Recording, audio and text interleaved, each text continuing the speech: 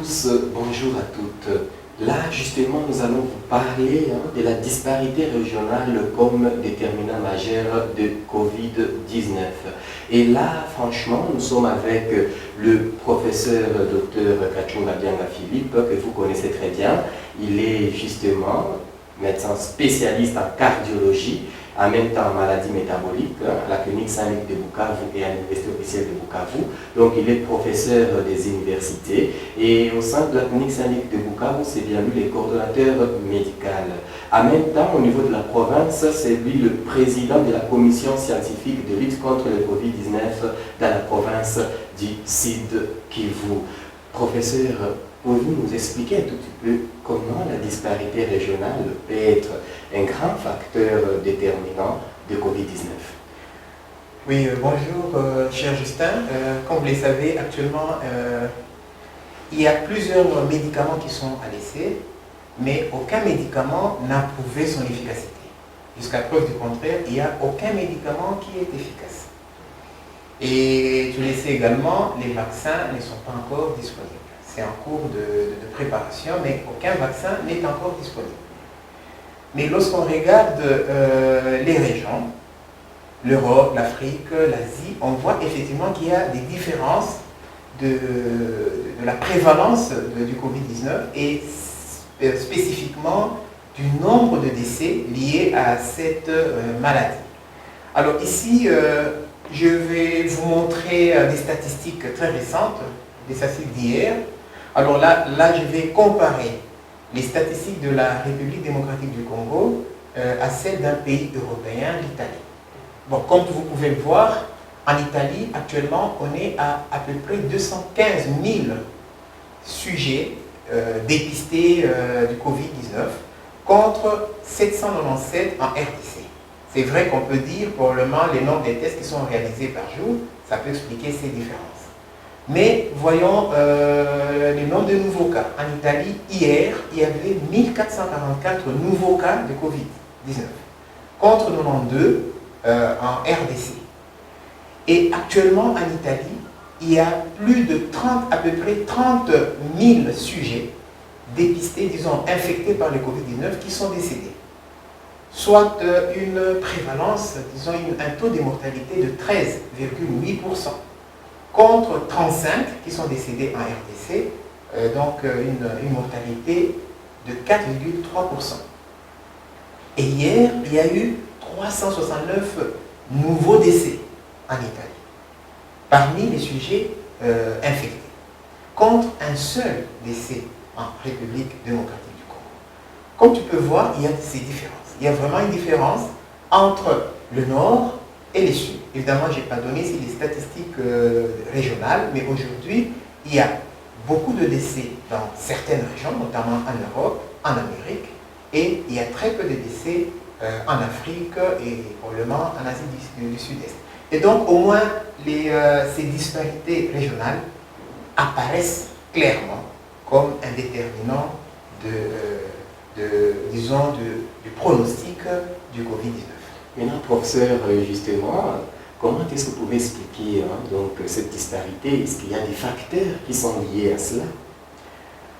Voilà. Donc là, par rapport à ces disparités, je crois qu'il y a deux grands facteurs. Il y a d'abord les paramètres démographiques, les caractéristiques démographiques des différentes régions, et probablement qu'il y a aussi le système immunitaire qui intervient pour expliquer également ces disparités. Donc je crois qu'il y a ces deux grands paramètres qui peuvent expliquer ces disparités régionales.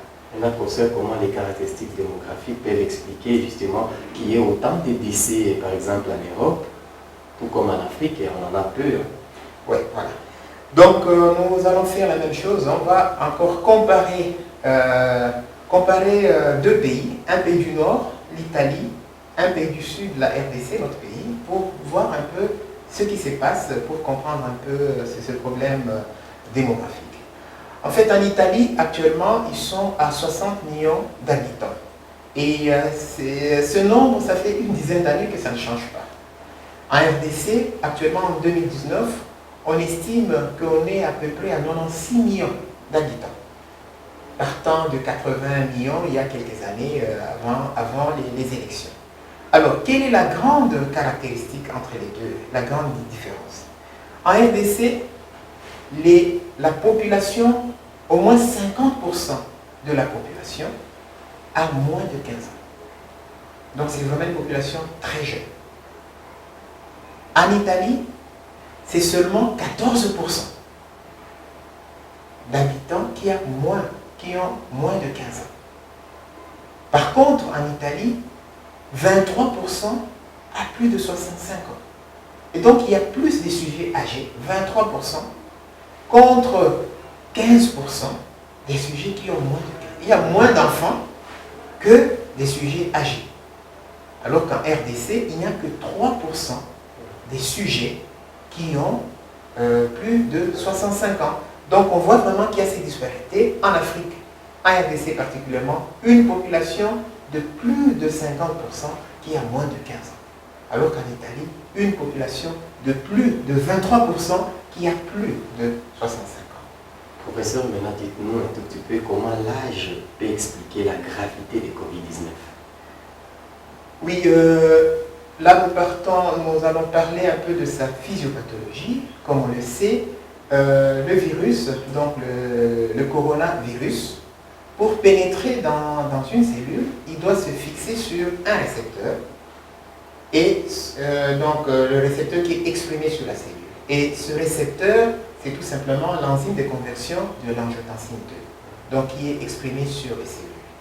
Alors, l'expression de cette enzyme, donc de cette protéine, augmente avec l'âge. Chez des sujets jeunes, de moins de 10 ans, voire même moins de 18 ans, leur système respiratoire, leur système biologique globalement est en pleine maturation.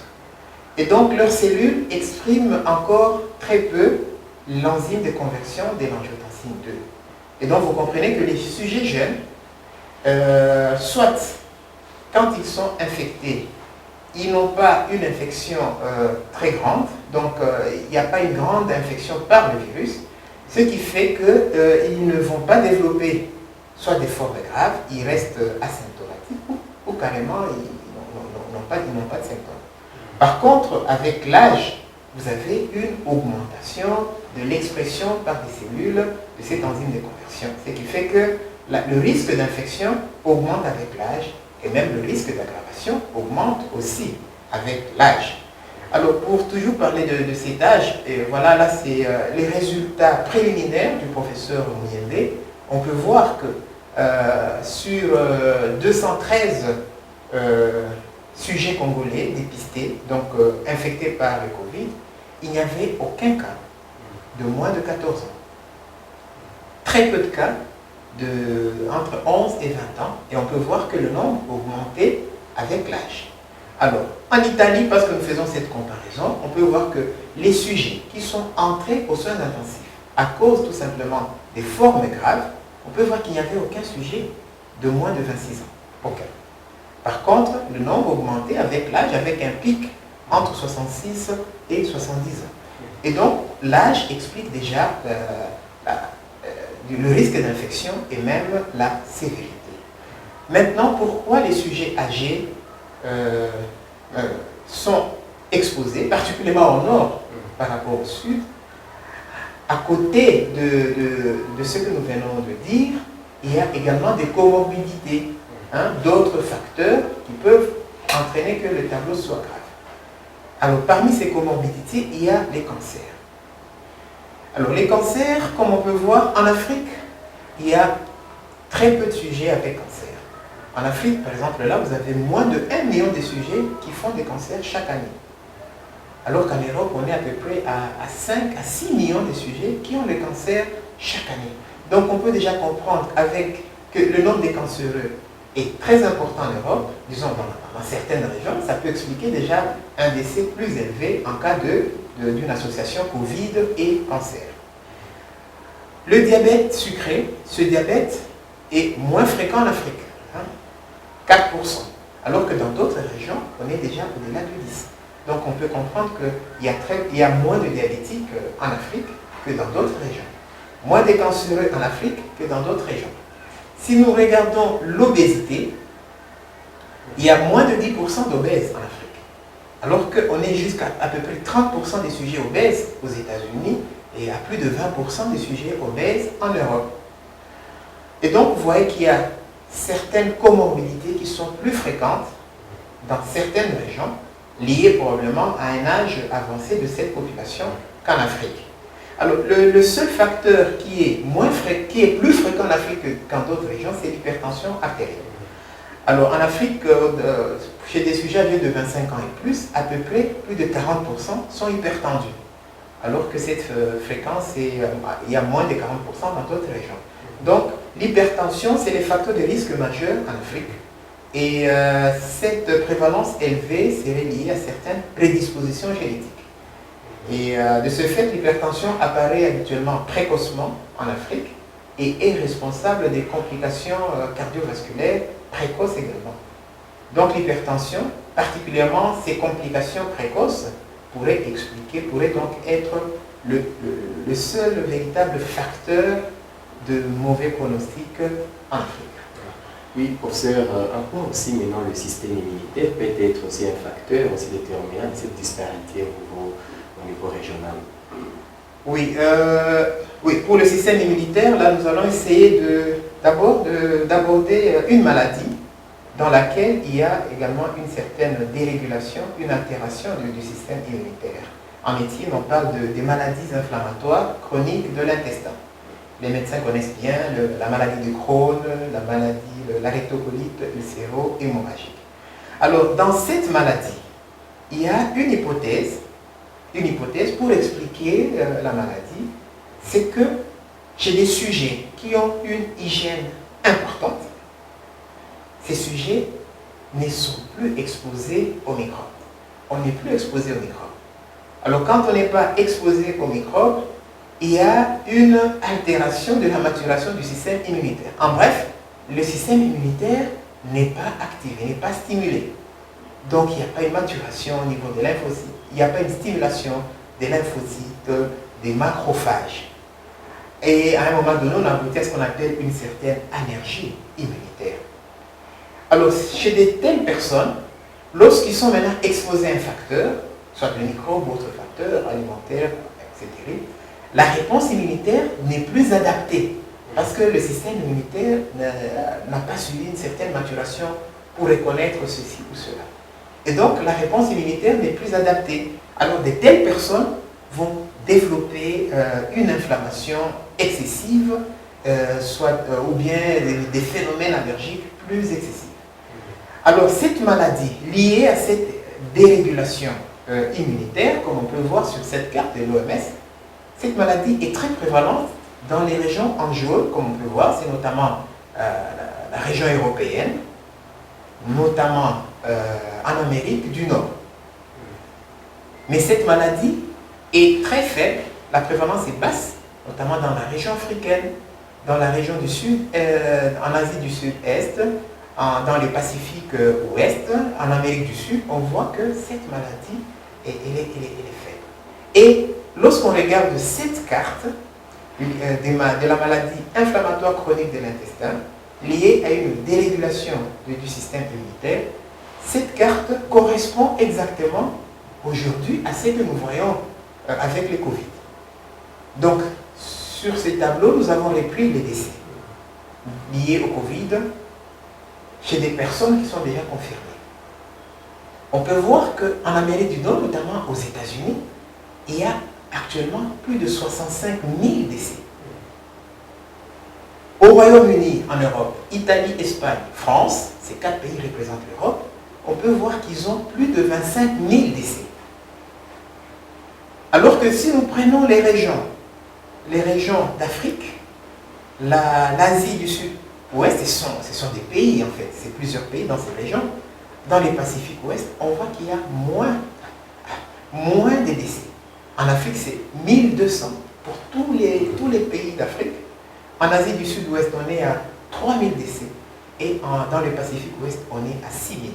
Donc, vous voyez que le nombre de décès actuels suit exactement cette carte de la prévalence de cette maladie inflammatoire chronique de l'intestin qui témoignent effectivement d'une certaine dérégulation du système immunitaire. En bref, comme on peut voir, le niveau des décès liés au Covid-19 suit exactement la prévalence de la maladie, des maladies inflammatoires chroniques de l'intestin. Donc indirectement de la dérégulation du système immunitaire. Donc en bref, les pays d'Amérique du Nord, les pays européens ont atteint un niveau très élevé d'hygiène. Il n'y a presque pas d'infection. Presque pas d'infection. Et donc leur système immunitaire n'est pas du tout stimulé, n'est pas du tout en maturation. Et lorsqu'ils sont exposés à un microbe, à un facteur comme actuellement le coronavirus, probablement que ce système répond mal. Et cela pourrait expliquer ce nombre important de décès. Tout à fait, professeur. Je rappelle que nous sommes avec le professeur Dr Tachonga Biana Philippe, qui est professeur des universités, et c'est bien lui, justement, donc, le coordonnateur médical de la clinique de Bukavu. Il est professeur, donc, comme on l'a dit, donc, le médecin spécialiste en maladies métaboliques et en cardiologie, et c'est lui le président de la commission scientifique de lutte contre le Covid-19. Professeur, en tant que président, justement, donc, de la commission scientifique de lutte contre le Covid-19, avez-vous à dire par rapport à la pandémie au sein du niveau de la province? Oui, par rapport à la pandémie, je crois qu'avec, on vient de voir qu'il y a effectivement cette disparité régionale. L'Afrique de manière générale, la RDC de manière particulière, semble être moins affectée que certaines régions, notamment l'Europe et l'Amérique du Nord.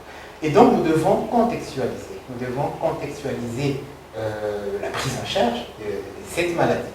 Nous ne devons pas copier exactement ce qui se passe en Europe, parce que nous avons aussi nos forces, comme on vient de montrer, c'est cet âge jeune de la population, c'est aussi cette maturation du système immunitaire qui nous protège. Donc nous devons essayer de contextualiser la lutte contre le Covid-19 dans notre région, disons dans notre province d'abord. Et donc ici, je ne vais pas directement vous dire ce que nous sommes en train de préconiser par rapport à ça. C'est une commission qui doit discuter avec d'autres commissions et nous avons un coordonnateur principal qui est là pour donner les recommandations.